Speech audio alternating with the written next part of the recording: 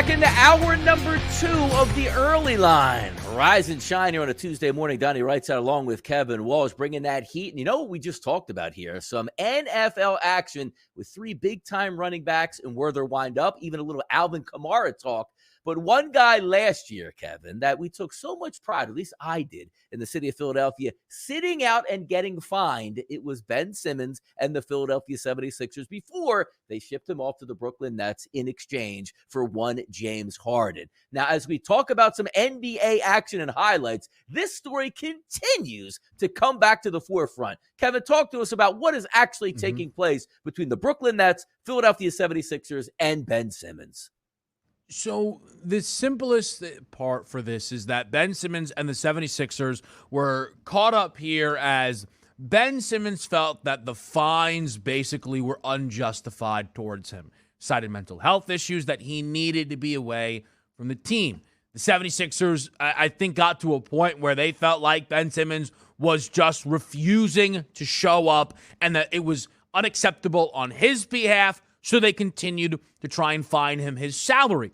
At roughly $20 million salary, they found a settlement agreement. I am sure Ben Simmons was hoping to get all of it.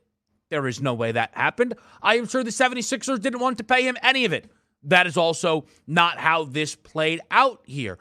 The reason the money, I think, stays quiet is probably helps them actually come to an agreement here, because I don't think the 76ers would want it to get out there if they, say, paid him $15 million, because that not only maybe looks a little bit bad on them, Don, and I'm not saying that that's exactly what happened here, but I think the Sixers would probably be more worried about kind of covering up here if they maybe lost leverage in these negotiations, but also what it could do throughout the league. I know the mental health stuff is a bit of a tightrope to walk there, because I know there's a lot of people that have soured on Ben Simmons to the point where they kind of don't believe it, and I don't want to get into all of those specifics. I think it's a little more complex than the time we have here, but I'll say this. Donnie, if Ben Simmons was able to sit out an entire year, or, somewhat of it, right, and bring back 75% of the salary, it could set a bad precedent throughout the rest of the NBA. I think that's exactly where you're going with that one. I think you are correct, because the reason to believe here is if the Sixers actually had their way, they would love for this to come out like I joked. He got $50,000 out of that $20 million. But the fact of the matter is he got a substantial chunk, which you're right. If other NBA organizations also see that, well, if I want to get my way, I could sit out, not come to work, and still get the majority of my pay. Maybe some superstars do head down that way. But also, let's take a look at this. Let's keep it in-house with the Brooklyn Nets. And it's about Kevin Durant here. And I know I love to follow him on Twitter because of the stuff he sees. He's one of the few athletes that really gets angry and brings out the burner accounts. We're talking maybe if he doesn't get his way in Brooklyn, unnamed sources, I heard straight from KD, he's thinking about retirement. Talk to me about this. So I really have to agree in that Kevin Durant makes this very easy on us, right? Yes, he does. But I love that the entire Brooklyn Nets team seems to be tweeting through this. Of course, Joe Tsai with one of my favorite tweets ever, just acknowledging Durant's not just trade request, but fire me or trade them aspect to his trade request that ultimately came in. Radio audience is here, by the way, on a Tuesday morning. Kevin Walsh, Donnie, right side, the early line on Sirius XM channel 159. The interesting thing, though, with kind of Kevin Durant right now is the report was put out there by, I believe, Mark Stein. Kevin Durant is more likely to retire than not play for the Brooklyn Nets.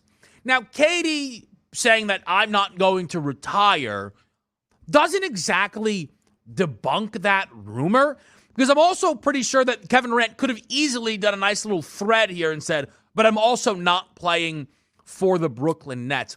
It's actually kind of funny to me, Donnie, because I would actually tell you that KD would gain a bit of leverage. Wait a minute, this guy's going to think about retiring, man? The Aaron Rodgers move, right? And all of a sudden the Nets go, all right, you know what? We just got to trade this guy. KD, everybody keeps doing the wrong thing with their tweets. Kevin Durant basically just came out and said, I'm not retiring. That's an empty threat. Don't worry about that. I'd at least show up if you don't move me. It's so baffling here. And I do, because you're right. He feeds into it more than anybody else. And quite frankly, come on now. let's get some movement here, Nets. I mean, you're in the center of the attention. We dealt with Ben Simmons already. That's case closed. Now Kyrie Irving needs to be up next, and followed by Kevin Durant. Let's get this thing moving in the NBA before we even get to training camp. But before we get to training camp and after training camp, Kevin, you know what comes up? Opening night in the NBA. We're starting to get some views of who it might be, and it looks like the Sixers and the Celtics squaring up opening night. Sounds like a good plan to me. Tell you what, there's two takeaways from this year. Now, one is tied to what we just discussed and the fact that you now have not seen any Brooklyn Nets scheduling details released up until this point. No Christmas Day inclusion, no opening night inclusion there. And maybe what the NBA is either assuming these guys are moved or at minimum saying, we are not going to be burned by them moving. The other thing, though, Donnie, is they like the 76ers this year. They like the Joel Embiid, James Harden pairing. They're interested in this group. Noon Christmas option up against the Knicks and opening night against the Celtics. Those are big-time spots for the Philadelphia 76ers. Yes, they are. Maybe even the addition of Kevin Durant to juice things up. But you know what else juices things up equally as much? We're getting the Sports Minutes update here by Rick Horrow coming up next.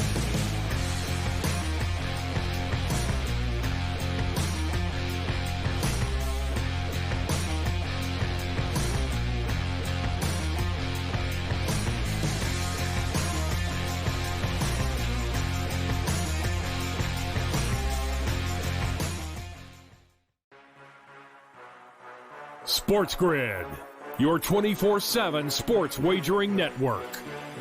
People are going to the betting window Betting and above betting them the now rim. before the trade takes place. How dare Diamond they do bets. what's fiscally responsible? See how it plays out. Buffalo's going all in right Football now. They full need circle. all their chips in the middle of the table. It's do or die for them. And Godwin being out, they've had a little bit of a shakeup. In-game live all You access. could take the points, you could take the money line, and We had to go to San Jose, too. Maybe a small play on San Jose. I'm going to go both underdogs here. I don't want to hear it anymore. Wow. In-game Phillies here, live. Prime over minus time. 128. We do have to lay a little bit of wood here, Donnie, but I think against Patrick Corbin. But boy, you want to give me 8.5 points with a desperate team facing Get elimination. the winning edge. Only on Sports Grid, your 24/7 sports wagering network.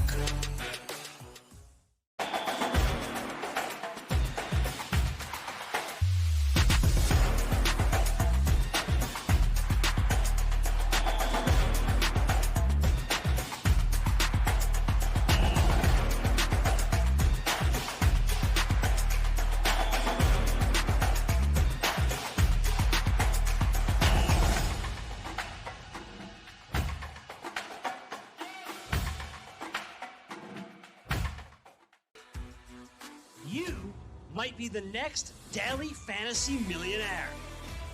No matter what you watch or where you play, learn from the world's best DFS players.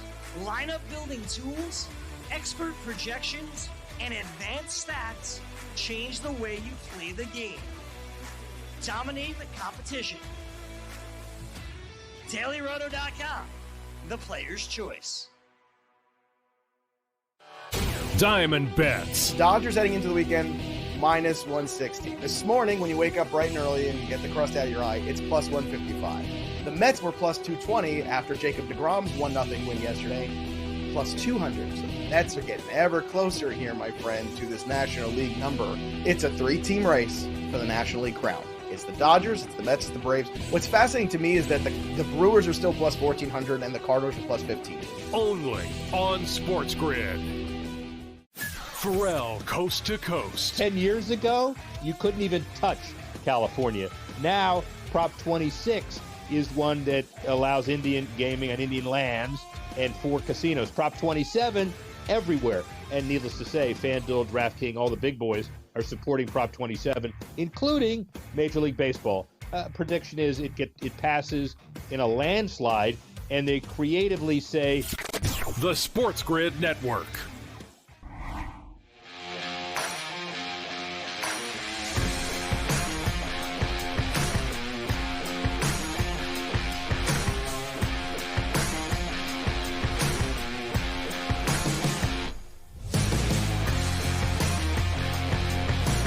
get down to business. It's Kevin Walsh and Donnie right side here on the early line, and we bring in Rick Horrow, the sports professor, Sports Grid sports business analyst. Rick, I'm wasting no time. College football is on the move here, and there's a lot of talk around all of these major deals that are getting done. The Big Ten no longer partnering with ESPN, but a lot of money still getting its way to the Big Ten. What did you make of this entire situation here involving their media rights deal?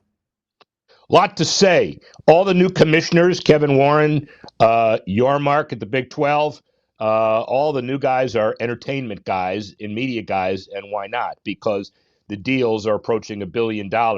So the Big Ten carves out its half of the world, along with potentially some of what's left of the Big 12 and some of the kind of followers.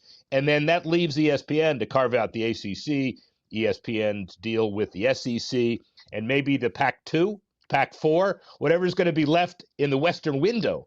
The point is they're positioning themselves for two monolithic, earth-shaking conferences. It won't be that, but it'll be close to that. It's amazing how much money is actually getting passed around now, and also for secondary type packages here as well. If we're flipping things over and looking around at ratings on TV, one of the greatest spectacles over the last couple of years with what Major League Baseball did was the Field of Dreams game. The first year, Rick, had the New York Yankees and the Chicago White Sox. You couldn't have scripted it better. Perfect night, runs scored, home runs, walk-off home run. Into the night we go. Kevin Costner opens it up. Year number 2, we see two lesser teams out there on the field competing with the Cubs and the Reds. And there's even a thought that I believe next year, we're not even going to have the game due to construction going on around the premises. Is this something Major League Baseball will think about shifting around to another city to have a Field of Dreams-like game? And also, what were the ratings and were there any differences, Rick, from year 1 to year 2 here? A little lower just because of the novelty factor in year 1.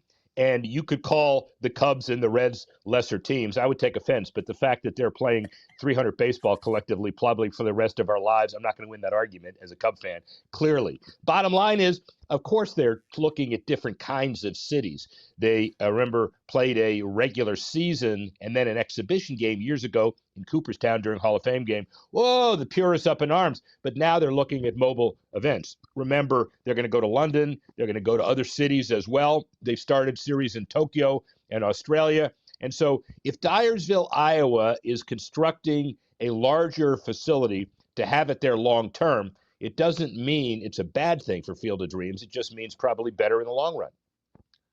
Now, the Field of Dreams numbers, I mean, I guess it's all expectations based how disappointing the rating was. But for baseball as a whole, it's an attraction. People are excited about it. Do the other leagues look around at this? You know, the NFL, obviously, they have their London games. That probably satisfies a different niche. But could the NBA try and outdoor event, maybe insert that into their regular season platform? They were thinking about it in Palm Springs. They were thinking about it on ships. They've been looking at the plans in their war room, and you go in their files and you see weird stuff under W. There's a lot of that stuff going on. And so there will be a play-in regular season tournament, mark my words, in the next 2 or 3 years. And by the way, when you say looking around, they're already doing it. You know, the MLS with their MLS against the Mexican League. The gimmicks continue to be attempted until they work. The NHL, people thought it was folly with the Winter Classic until that becomes a staple. And now there's so many of them, people are worried about oversaturation. And so it is very clear that you got to do something beyond just have 900 million regular season games, because one of these things has to stand out somewhere. But, hey, when do you think the Cubs are going to compete again? I think it will be when the sun rises in the west. I don't know about you. Spend some money out there, Cubs. Come on, big market team, Rick. By the way, talking about spending money on big contracts, Fernando Tatis, 80-game suspension. Now, I love it because the cover-ups are more interesting than actually what took place here. Did he get a haircut? Did he get ringworm from the barber who gave him a haircut? Why did he take the substance that he did take? But on the side of that, talking from a business perspective here, there's a $300 million contract on the table. Are there any outs for the San Diego Padres with this, or is it just 80 games, you deduct the salary, and you move on? Any repercussions that the Padres can come for Fernando Tatis here? Well, I will tell you that the morals clauses are kind of boilerplate, meaning they've been copied from team to team based on negotiations. And so it'll be very difficult to understand how he doesn't get his guaranteed money, even though we had the conversation a little bit, your Ben Simmons conversation during the last segment, which was very well done, by the way. And we agree that fans don't like the idea of players not playing and getting a whole bunch of money that could go to somebody else or could come from increased ticket prices. Bottom line is this guy is no longer a Padre this season. He's no longer a Padre for the first 40-some-odd games of next season. And a lesson learned for teams that want to wrap players up in long-term, multi-year, decade-long guaranteed contracts. The morals clauses don't give you a lot of room, except little shameless plug. I'm in Boston today after this segment. We're going through in my law school class what you could do to get out of this. So I'm having some of the finest minds in the country, cheap ones, because you don't pay partners rates, trying to figure this issue out. Let me ask you quickly, Rick, I know you've done a lot of negotiating in your life. You've clearly, beat our guys that have tried to negotiate you off of this show, but whatever, you keep showing up. Now, here's the deal. Lamar Jackson is trying to negotiate for himself this contract with the Baltimore Ravens. Is that the holdup here? Is that why this deal isn't done? Because on the surface, this feels pretty simple to me. He's their franchise quarterback, pay him as such, and let's move on with the thing. Well, you're partially right. I didn't try to negotiate off the show. I tried to negotiate your piece off this segment, but that wasn't successful. That's right. All right. So the bottom line of all this is Lamar Jackson could put whatever deadline he wants on this, but it's not a real deadline. It's an artificial one. If he feels like with his agent that gives him more leverage because then everybody says, whoa, he's got a deadline, you better finish it. That's another issue. It's not the deadline as much as what he means to the team. And by the way, the Orioles are playing better now, right? And so they're looking at long-term stadium renovations with public support. So when you look at those two factors, Lamar Jackson may mean more to the Ravens now than he did even 5 or 6 months ago. Yeah, pretty impressive. They're handling hundreds of millions of dollars in between taking snaps, Rick. Now, also, when we talk about hundreds of millions of dollars, you know what's coming in? Californian sports betting. Looks like Major League Baseball is saying, hey, get your acts together. We support this in California. Talk about the betting market of California and when maybe, Rick, we're going to talk about legalized sports gambling there. A lot of people in California. Oh, you want me to talk about more? Yeah, a lot of people in California. That's it. Yeah, that's it. Go to the next one. So when I was doing NFL stuff and we were talking about public money for stadiums, it was like, don't touch gaming, don't touch casino sponsorships. It's off limits. Now, Major League Baseball supports Prop 27, which is the alternative on the ballot that allows, with FanDuel, DraftKings, and everybody funding it, remote and mobile gaming, which is going to be way ahead of the polls, predict it's going to pass. There's also a competing ballot measure, Prop 26, not surprisingly, sponsored by the Indian nations, talking about betting, but only on Indian land and only with the 4 existing casinos. They'll get it done. They'll get it done big. And the 27 one, the name of it, they talk about homeless and they talk about infrastructure. And when the politicians figure out that they're already spending the money, you know it's going to pass.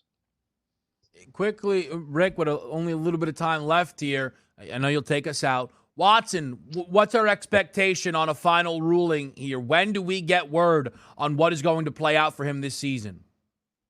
Well, the theory would be everybody tries to run and jump until they get the deal done before the season starts. I don't think the appeal is going to be moved by that. I do think the Steve Ross suspension was part of the overall strategy to say, Watson ought to get more. And we'll see what happens. It is an in-house internal deal because Roger stepped away but appointed one of his relationships, a respected one, to deal with this issue. And we'll have to see. I don't know when it's going to happen, but people in Cleveland on pins and needles, think of pins and needles. Come on, you can't miss this next segment. Both of these guys. Bye.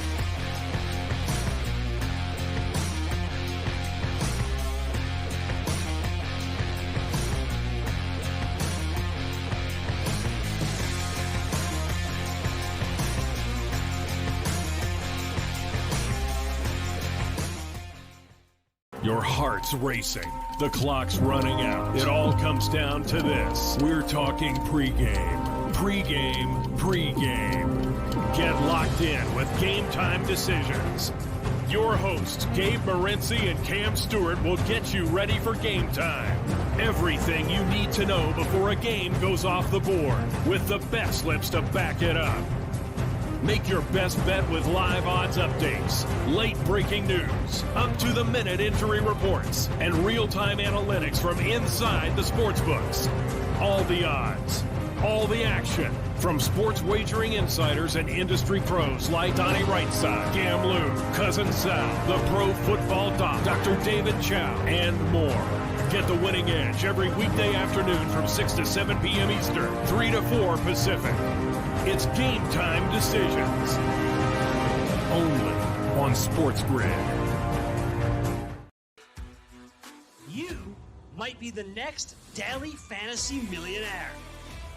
No matter what you watch or where you play, learn from the world's best DFS players. Lineup building tools, expert projections, and advanced stats change the way you play the game. Dominate the competition. DailyRoto.com, the player's choice.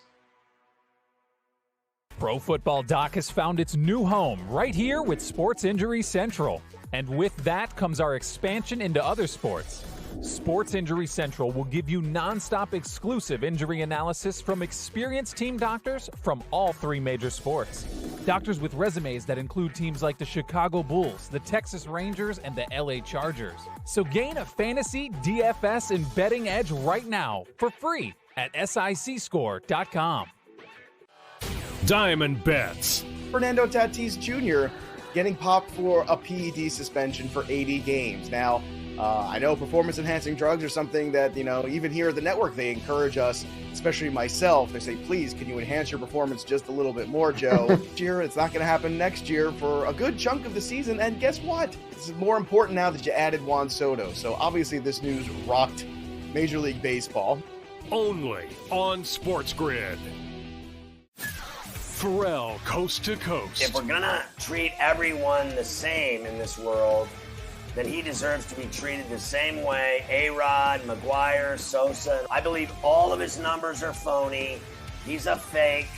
He is a cheater. He is a user. He is a fraud. He is a steroid guy. All those numbers, those jacked home run totals. He hit a home run every day. The Sports Grid Network.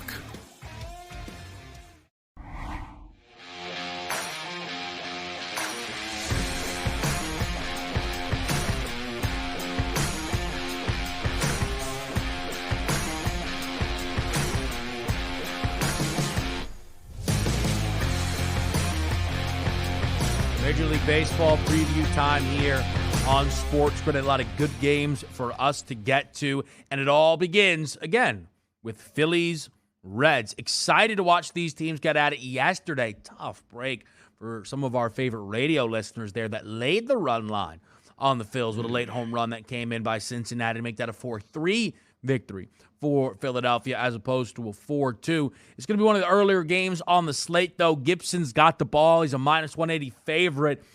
Big time total here on a Dinger Tuesday at 9.5. What are you thinking about this game? Yeah, maybe thinking some runs are going to be scored here, Kevin, because if we take a look at Gibson over the past 30 days, a 5.75 xFIP number certainly doesn't help out. A K percentage, Kevin, of 11% certainly doesn't add to the equation. But get a look at this. It's one of those leap of faith that you have. So I'm not necessarily in love with that Cincinnati Reds roster at this point now. But if we look at Kyle Gibson's splits, we just told you about the high xFIP numbers, which means he's due to get hit. Why is that? Because if you look at his lefty splits, he's a right-handed pitcher, Kevin. 45 at-bats that he's faced against lefties, 266 weighted on base percentage and an ISO of 146. To righties, a 269 weighted on base percentage and an ISO of 085. So something has to give here. I do trust that Gibson should be able to work his way around this lineup, but the Philadelphia Phillies going up against Zuch, however you say it here, it's not going to be good news here for the Reds. A 5.69 xFIP number over the past 30 days. He's only faced 21 batters, Kevin, but out of those 21 batters, 14 from the left-hand side, a 414 weighted on base percentage. The right-hand side, a 471. The Phillies should do enough to score, but yesterday got burned a little bit. 4 runs after 5 innings. I was sitting on a team total of 5. The Phillies didn't score the rest of the way. So burning the run line and also team totals in this game. I think the Phillies will return back to scoring. Just getting a quick update here on the weather. 78 degrees, light wind blowing out to right field, so good hitting conditions today in Cincinnati. That Philadelphia team total today, now you go 5.5. Plus 102 towards the over, so maybe a 5 appears throughout the day, but it's definitely a big-time number there. I do think the secondary part of this, obviously, you wish you got that team total yesterday, though. It's just the, or I guess maybe not the secondary. The big picture is the Phil's right back on the horse, right? You go up against the New York Mets. You take one of the games out of the 3. You live with that. You got to win in a game that Max Scherzer started there. You going back to Cincinnati, you have to win those games. It's exactly what they were able to do. How about Red Sox Pirates here making the card? Keller versus Pivetta. Boston, a minus 136 favorite up against the Pittsburgh Pirates. Again, there are certain games to me that speak volumes to where a team is, like the Boston Red Sox. Nick Pivetta is this team's number 2. I know they're on the road, but they're under minus 140 against the Pittsburgh Pirates. Just goes to show how far the Boston Red Sox have ultimately fallen off here. But maybe some value on the Red Sox today, or perhaps the Pirates are the look.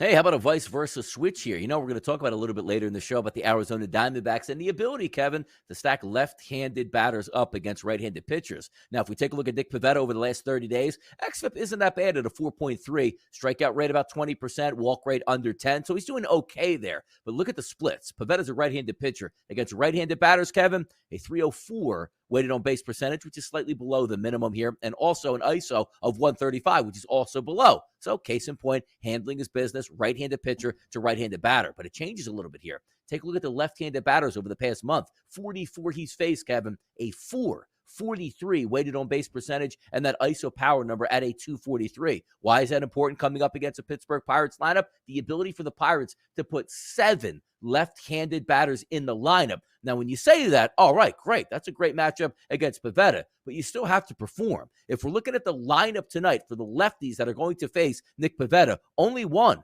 O'Neal Cruz, at a 211 ISO power number is elevated. Everybody else is below that 175 marker. So you do have to take those proverbial leaps of faith by saying Nick Pivetta is not a good pitcher. He can't get left-handed batters out, and he's going to see 7 tonight. Maybe a sneaky team total here. Instead of going with the outright win on the Pirates, just take them to score some runs.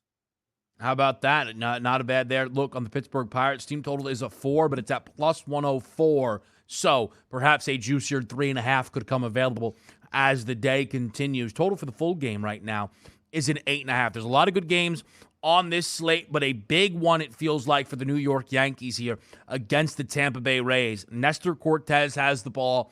Total is a 7.5. Look, Garrett Cole was good yesterday, but over the course of this season, I think it's fair to label Nestor Cortez as the Yanks' best pitcher. I think that's what he's been. You need someone to steady the ship here, and you'd say that's what Nestor Cortez should be able to do. But again, yesterday was not Garrett Cole's fault. I know that they got blown up a little bit in the 9th inning, but that was a 1-0 baseball game nearly the entire way. And by the way, that one run had a lot to do with Aaron Hicks having no idea where the ball was out there in center field.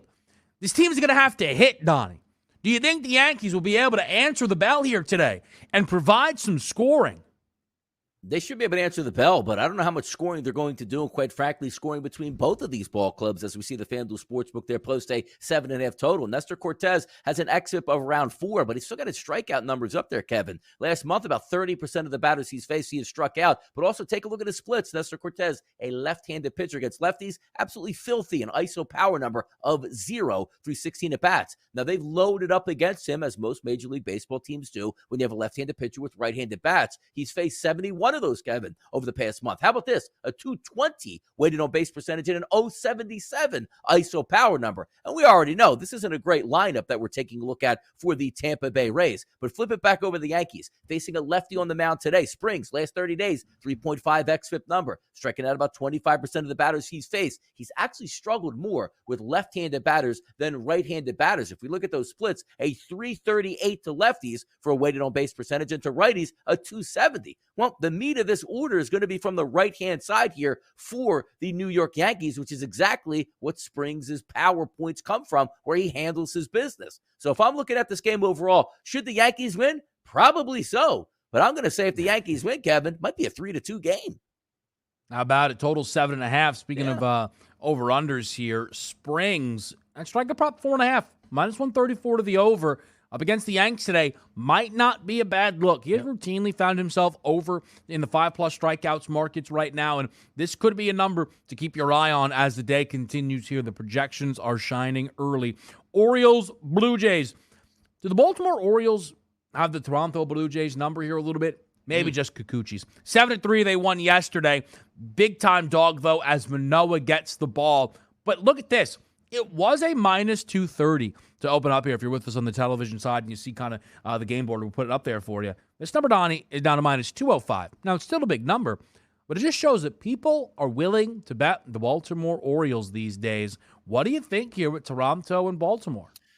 I think we might get some runs, and particularly from the Toronto Blue Jays side. Being up in Toronto for this one, Kramer will be on the mound. He's got an xFIP of close to 5 over the past 30 days. But when you always try to line up the Blue Jays against opposing pitchers, it's almost like when you take a look at the Chicago White Sox. Ooh, lefty on the mound, I'm interested. But if we're taking a look here, righty versus righty is what makes the most sense. Because if you look at Kramer, he's done very well, Kevin, against left-handed batters. A 262 weighted on base percentage and an 095 ISO power number through 44 batters. From the right side, he's faced 47 batters, Kevin, over the past month. He hasn't fared nearly as well. A 404 weighted on base percentage and an ISO of 295, welcoming George Springer back into the lineup tonight to sort of be that catalyst. I think we get some runs tonight. A heavy right-handed lineup today for those Toronto Blue Jays going up against Kramer. I think they get those 5+ runs tonight to cash in the team total. That's where I'd be looking to go, as opposed to laying that massive number on the Blue Jays. Yeah.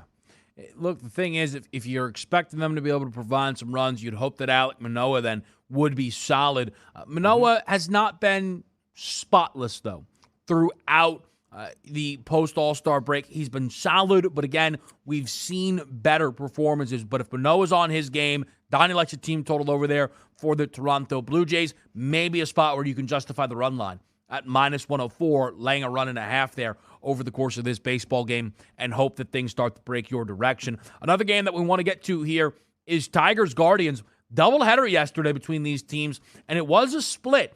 So Detroit did well for themselves in that regard. But how about Zach Plesac being a minus 220 favorite right now on the FanDuel Sportsbook here up against the Detroit Tigers? The Cleveland Guardians starting to see themselves booked stronger and stronger. I understand they're going up against the Tigers, but still, they don't just hand out minus 220s to anybody there. What do you think today between Cleveland and Detroit? Yeah, it's pretty simple for me. I want to go head-to-head. I want to go Plesac versus Hill today. Hill, the right-handed pitcher on the mound for the Detroit Tigers, really struggling, Kevin. And you do have a book on this guy so far. Last 30 days, he's had well over 100 batters that he's faced, an xFIP number of 6.66 K percentage, Kevin. Just as high as his walk percentage, which is an absolute disaster. 65 batters he's faced from the right side, Kevin, a 405 weighted on base percentage and an ISO power number of 246. First 5 run line for me. Guardians, they'll be up 1 after 5. Interesting. All right. Plesac is an interesting guy as well. We talk about strikeouts. Could be the other way. It's a 5.5 right now at a minus 140 number. Could this Tigers team hold serve over, 5-6 innings? All depends. Something you can keep your eye on, though. I think the juice might be just a touch too expensive. I don't want us to run through just yet and knock everything down. So I want to set up a game that we're going to get to, which is a really important one from the futures market perspective. The Chicago White Sox are going to host the Houston Astros today in a Dylan Cease versus Justin Verlander matchup. The Astros are a favorite. It goes to show just how this team is viewed in the market there for someone to be a road favorite up against Dylan Cease. But again, that's the power of Verlander right now. Huge implications for the AL Cy Young race. That totals a 7, as you would anticipate. We'll talk about the impact that this game will have, where it lines up, and plenty more. Baseball preview coming up here on the Early Line.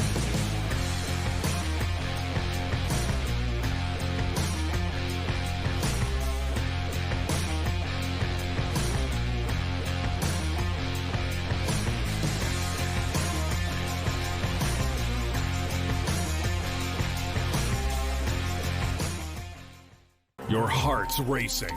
The clock's running out. It all comes down to this. We're talking pregame. Pregame. Get locked in with Game Time Decisions.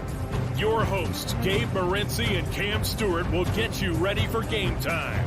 Everything you need to know before a game goes off the board, with the bet slips to back it up. Make your best bet with live odds updates, late breaking news, up-to-the-minute injury reports, and real-time analytics from inside the sportsbooks. All the odds, all the action, from sports wagering insiders and industry pros like Donnie Rightside, Cam Lou, Cousin Sal, the Pro Football Doc, Dr. David Chow, and more. Get the winning edge every weekday afternoon from 6 to 7 p.m. Eastern, 3 to 4 Pacific. It's Game Time Decisions. Only on Sports Grid. You might be the next daily fantasy millionaire. No matter what you watch or where you play, learn from the world's best DFS players. Lineup building tools, expert projections, and advanced stats change the way you play the game. Dominate the competition. DailyRoto.com, the player's choice. Pro Football Doc has found its new home right here with Sports Injury Central. And with that comes our expansion into other sports. Sports Injury Central will give you nonstop exclusive injury analysis from experienced team doctors from all three major sports. Doctors with resumes that include teams like the Chicago Bulls, the Texas Rangers, and the LA Chargers. So gain a fantasy, DFS, and betting edge right now for free at SICScore.com. Diamond Bets. Fernando Tatis Jr. getting popped for a PED suspension for 80 games. Now, I know performance-enhancing drugs are something that, even here at the network, they encourage us, especially myself. They say, please, can you enhance your performance just a little bit more, Joe? This year, it's not going to happen next year for a good chunk of the season. And guess what? This is more important now that you added Juan Soto. So obviously this news rocked Major League Baseball. Only on Sports Grid. Pharrell, Coast to Coast. If we're going to treat everyone the same in this world, then he deserves to be treated the same way. A-Rod, McGuire, Sosa. I believe all of his numbers are phony. He's a fake. He is a cheater. He is a user. He is a fraud. He is a steroid guy. All those numbers, those jacked home run totals. He hit a home run every day. The Sports Grid Network.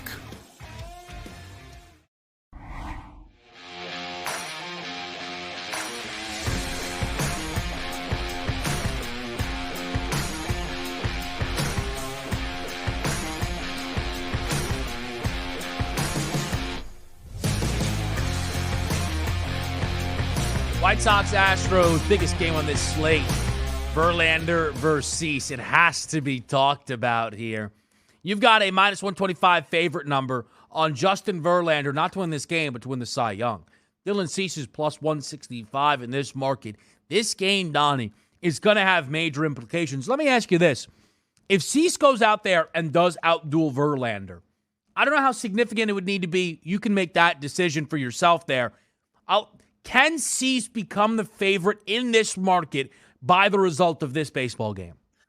I don't think so, because we have to remind ourselves, this isn't, Dylan Cease pitching to Justin Verlander, and that's the head-to-head matchup, and who wins it gets the title belts, right? I mean, that's not the way it works here. You actually are taking a look at this game saying, how is Verlander going to do up against that Chicago White Sox lineup? How is Cease going to do against that Astros lineup? So in theory, it really doesn't matter that they're head-to-head pitching and who wins the game, because you could have another 3 games where Verlander gives up 0 earned runs and Cease gives up 3 earned runs. And is anybody going to go back and be like, hey, remember that game that went head-to-head and Cease beat Verlander? No, nobody's going to remember that. So I don't think, regardless, unless, Kevin, 10-0, Chicago White Sox over the Houston Astros, where Verlander gave up 8 earned runs, that's the only way I see changes here. But if it's a close, hard-fought battle between really good pitchers on the mound, then it's 4-3. I don't see these markets moving all that much just because it was a head-to-head battle. One guy won and the other one didn't.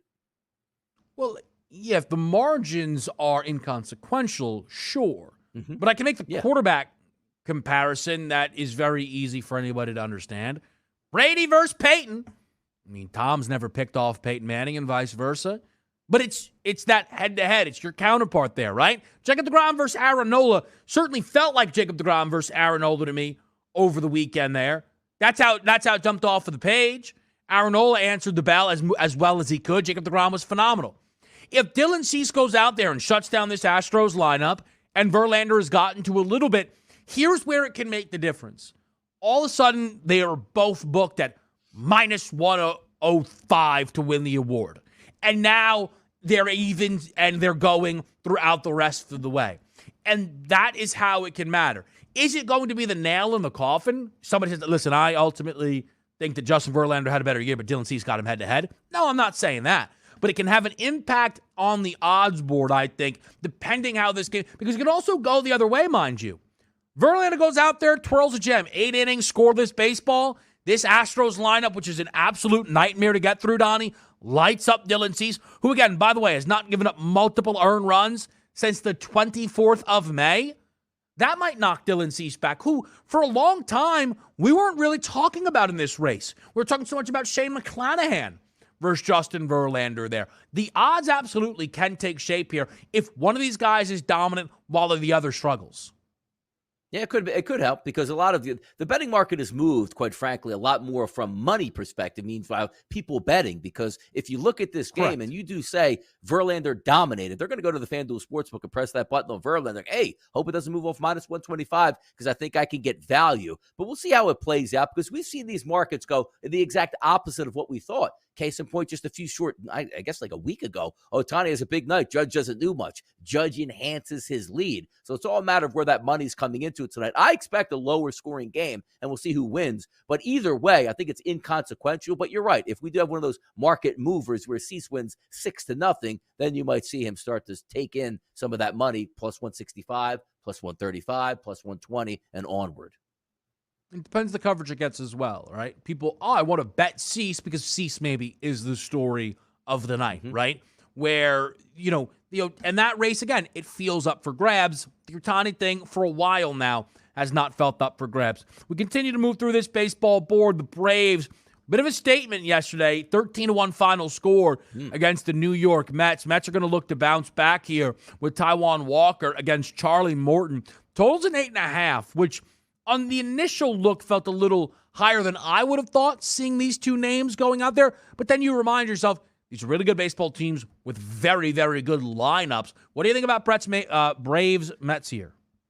I think the Braves are in line for another W tonight, and quite frankly, it might be an easier W than one might think here. Taijuan Walker, Kevin, over the past month in Major League Baseball has been terrible. How about his xFIP number above 6 here? Strikeout pitcher, not that for the last 30 days, only striking out 13% of the batters he's faced. How about his lefty-righty splits here? 34 batters, Kevin, he's faced from a left-hand side. Keep in mind, once again, Taijuan Walker, a right-handed pitcher, a .483 weighted on base percentage. ISO, 419. Absolutely getting rocked. So you say to yourself, it can't be as bad right from the right-hand side. Well, not necessarily, but still a .349 weighted on base percentage to right-handed batters and an ISO of 176. Everything is isolated and everything is higher than what it's supposed to be. If I look at last night, and really I'm shocked that was a 13-1 final. They really let it get away. Talking about the New York Mets, quite frankly, I think they might be in for another one tonight. I'll take it. I'll lay it. If you give me minus 150 or less on the Atlanta Braves, I think it's the right play tonight. And I do think that Braves team total certainly will come into play as well. Sometimes as well that the power of the home field advantage checks in for the Atlanta Braves. Has been a team that's been very, very good in their home ballpark there. But the Mets, hard team to fade on a consistent basis. We'll see if they're able to bounce back in. 13-1. It's an ugly score line there. We'll see how they match up today. How about Royals Twins? If this is going to be one of the games that you want to talk about, I'd have to imagine there's going to be some juice in this one here. Sonny Gray versus Zach Greinke. It is Dinger Tuesday. Is this game of any consideration for you in the market?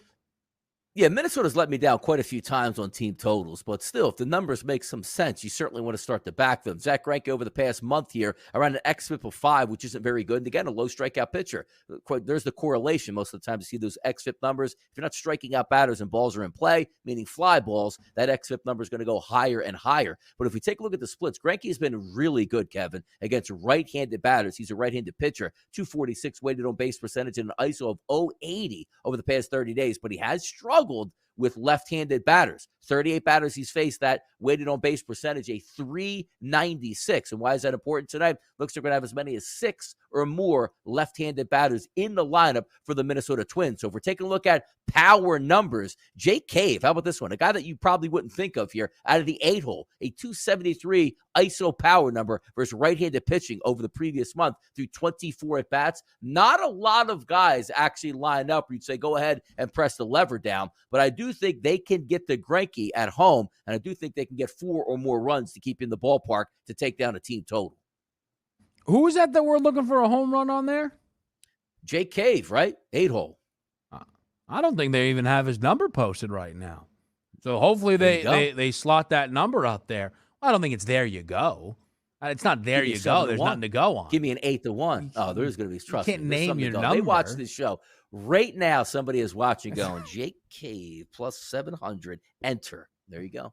Enter. Is that how it works? We were able to push him to the odds boost yesterday, which was pretty nice again. Yes. So we'll see if we can kind of wield that same power as we keep breaking it down. Man, how about the difference between being in St. Louis and Colorado? Quintana Freeland, I don't know if this was exactly the matchup here that we had at Coors Field. Yeah. But these guys were being featured in 11 and a halves, 12 and a halves. Got a 7 and a hook today here, Donnie, in St. Louis. That feels wrong to me. Yeah, his Quintana must have turned into Sandy Koufax overnight because I guess he's the one weighing down that total right now. But if you look at Freeland, yes, there is a big difference between Coors and St. Louis. But my goodness, like if there's one game where I don't want to say the numbers make sense, because from a pitching perspective, Freeland's been bad over the past 30 days just based on xFIP alone, around a 5. But his splits aren't devastatingly bad when you take a look between lefties and righties. But when you look at left-handed pitchers going up against the St. Louis Cardinals over the past month, these numbers are out of whack. And let's take a look at the first 6 batters in the lineup. Keep in mind, 175 or more as an ISO power number is a very good metric to how well you're driving the baseball. Look at these guys. Carlson at 208, O'Neill 333, Goldschmidt 500, Arenado 611, Pujols 524, and DeYoung a 273. So mix, match, round robin, rotate, parlay, whatever. Those first 6 guys, we're going to get multiple home runs, or what at least we think should be multiple home runs from multiple guys tonight. I can't wait to see this one play out. Low man on the board, Goldschmidt plus 310, Tyler O'Neill plus 340, Arenado plus 360. And then you start to really, see some of these bigger 4-1 numbers check in here ultimately. So keep that in line there today. Could absolutely have some value. Oh, this is fantastic. Certainly enough time. I mean, Pepois got the ball today against Brandon Woodruff. Yeah. It's a big-time matchup here between Milwaukee and L.A. The Brewers are favored, Donnie. Not a lot of times that we get the dog Dodgers. The Dodger dog, famous at Dodger Stadium. Bit of a ripoff. You got to do all the condiments yourself. I was not impressed, to be honest with you, they don't have when I made my trip Dodger out Stadium, there. Which is nice. Yeah. No, it's there. There's whoever told you that lied to you. Who told you that? Did someone tell you that, or did you just make that up? Take a shot. No, I made that up. I'm speaking that into existence there. All right. Well, certainly a lie, a fib, but for Donnie, commonplace. What do you think here, Woodruff, as a favorite against the L.A. Dodgers? Most people are going to wake up this morning and go, now let me get this straight. The Dodgers are a plus 106. I don't care who's pitching. Kevin and Donnie could open for the Dodgers tonight, and I would still take the Dodgers. But quite frankly, your boy Pepio here hasn't been all that good. Last 30 days, Kevin, an xFIP of close to 8. Close to 8 at this point. Lefties, a 491 weighted on base percentage against him. Righties, a 388. One of the few games you would look at the Brewers and say to yourself, well, how does their lineup match up against right-handed pitching? Because typically you think they can't hit. That's not the case. Look at some of the guys in the lineup tonight versus right-handed pitching over the past 30 days. Yelich, a 382 weighted on base percentage. Tellez, 406. Renfroe, 386. Wong, 416. Urias, 401. They've actually done some damage. This number checks out, but I bet you there's going to be way more money bet on the Dodgers tonight because they're a plus money number saying, I don't care who's pitching on the mound. When I do think the right play is the Milwaukee Brewers tonight. And if you don't want to go head-to-head or see how it turns out or team launch angle with the Dodgers actually picks up some runs, the Brewers should score tonight. I don't think the Brewers are going to win this game 3-2. So if they're going to win, they're going to need to score, but they can also lose 6-5. Catch my drift on that one? No catch up on this one. We're taking the hot dogs, and the dogs are the Dodgers. Nah, Brewers team total. Man, did you get yourself lost there or what, though? I mean, that was a long one. Look, man, we were spinning our wheels right there looking to wait for the exit. Where's the exit at? Nobody knows. We found it. A long, winding road I had to put down ketchup that in there trail. I can't believe, you said hot dog. What's The your first thing beef that popped with in my head ketchup? was people use ketchup on a hot dog, and there's out the people Certainly. calling it catsup. I mean, I've seen it. Maniacs. Catsup. I've seen that. That's on the little Wendy's drive-through deal there. It says catsup. I don't know what that's about. Does it? Well, what's it? I mean, What's what? that? Yeah, it did. Is that a Big Apple thing? No. What is that? Now what's your beef with catsup though, man? I mean, do we have to change? Listen up here. Let me get in the rundown. Start. I mean, come on now. What are we talking what- about on Listen Up today, too, by the way? What is it? Oh, interesting. It's a little NBA Christmas slate thoughts there from you coming up on Listen Up. That should be a good segment. So while everybody gets set up for that, we'll let you know that this should be a fantastic slate of baseball games. Robbie Ray is back on the mound tonight for the Mariners up against the Angels. The Diamondbacks are at it again late. Donnie right side will make sure that you listen up. Catch up in the NBA is what I'm hearing is on tap.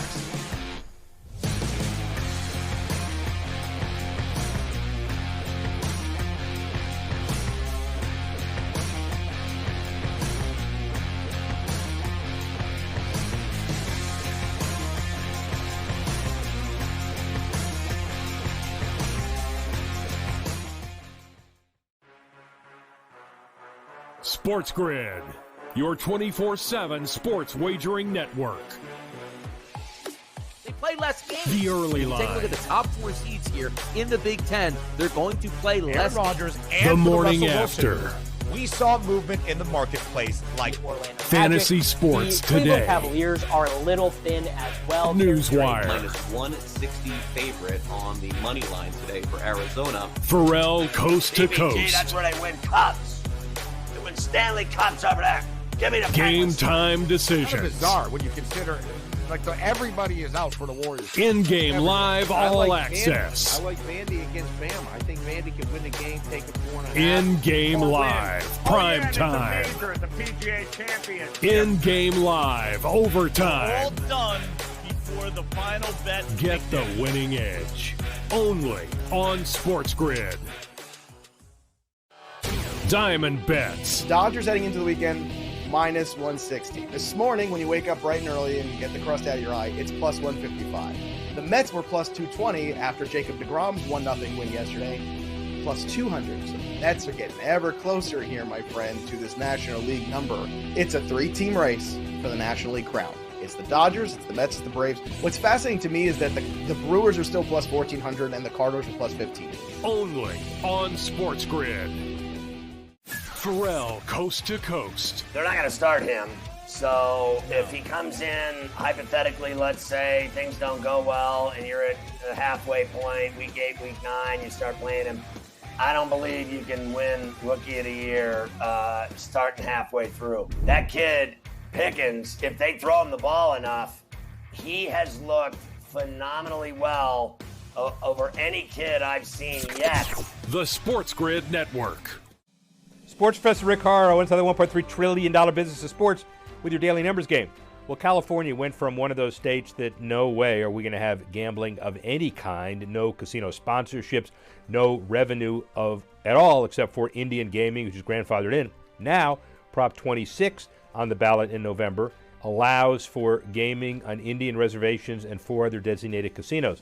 Prop 27, which is also on the ballot in November, funded by FanDuel, DraftKings, and all of the big boys, dollars for homeless, for infrastructure, and otherwise, but also allows betting in the normal way across the state. Both may be passing. Some say it'll dilute the support if you have to choose. But at the end of the day, it is looking like California, here we come, for gaming, a tremendous expenditure by the big boys, and also the teams, including Major League Baseball, stepping out supporting Prop 27.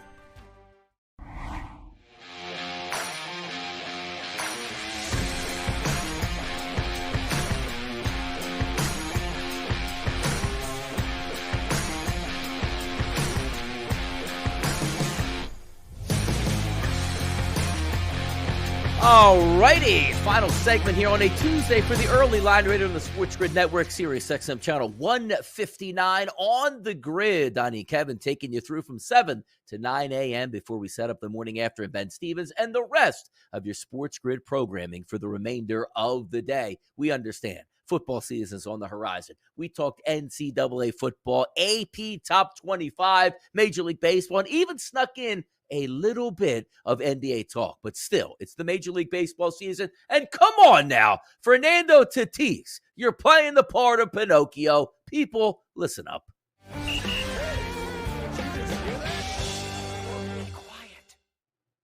A Tom Hanks movie is coming out in the month of September. It's called Pinocchio. Yeah, we all remember those old Disney movies as kids. Well, the remake should actually be with Tom Hanks and Fernando Tatis Jr. And why is that? Because when we take a look at Major League Baseball, we know steroids had run rampant through the late 90s and early 2000s, and you try to stamp it out. So Major League Baseball, instead of saying, 4 games, 6 games, 10 games, it's an 80-game suspension. Fernando Tatis Jr. gets the 80-game suspension. He'll miss the remainder of this season, the playoffs this year, if the Padres do make it in, and the start of next year. But my favorite part about these stories always is the cover-up.